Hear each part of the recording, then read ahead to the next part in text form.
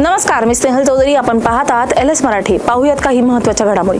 राजकीय स्वार्थामुळे पक्षाच्या भावनिक आणि समर्पित घराण्याशी संबंध दुर्लक्षित झाला, अशा शब्दात काँग्रेसचे वडेट्टीवार यांनी प्रज्ञा सातव यांच्यावर खोचक टीका केली आहे. प्रज्ञा सातव यांचा कार्यकर्त्यांचा सहभाग कमी असून त्यांचा निर्णय फक्त वैयक्तिक किंवा परिवारभिमुख वाटतो, असा टोला त्यांनी लगावलाय. ठाकरेंच्या शिवसेनेचे आमदार वरुण सरदेसाई यांनी मनसे नेते राजू पाटलांची भेट घेतली आहे. ठाकरेंची शिवसेना आणि मनसे KDMC निवडणूक एकत्र लढवणार असल्याचं सरदेसाईंनी या भेटीनंतर सांगितलंय. मनसे आणि शिवसेनेला मतदान करणारा वर्ग मोठा असल्याचं त्यांनी नमूद केलंय. यामुळे एकत्र आल्यानं पक्षांची ताकद स्पष्ट दिसणार असल्याचं सरदेसाईंनी म्हटलंय.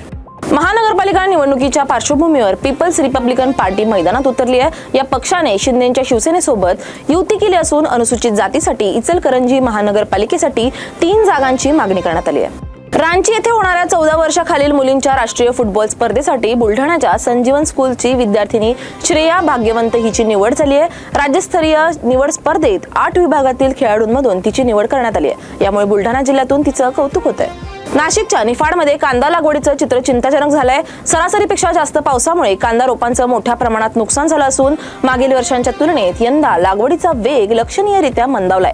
वाढता उत्पादन खर्च असल्याने कांदा लागवडीच्या क्षेत्रात मोठी घट दिसून येते.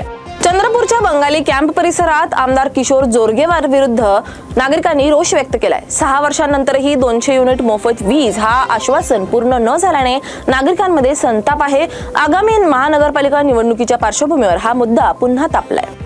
कला केंद्रात कामाचा आमिष दाखवून बारामतीतील तरुणीवर अंबाजोगाईत सामूहिक अत्याचार करण्यात आलाय. या प्रकरणी पीडित मुलीच्या आईने बारामती तालुका पोलीस ठाण्यात फिर्याद दाखल केली असून या एका महिलेसह 4 जणांवर गंभीर स्वरूपाचे गुन्हे दाखल करण्यात आलेत. या घटनेमुळे बारामतीसह बीड जिल्हा हादरलाय.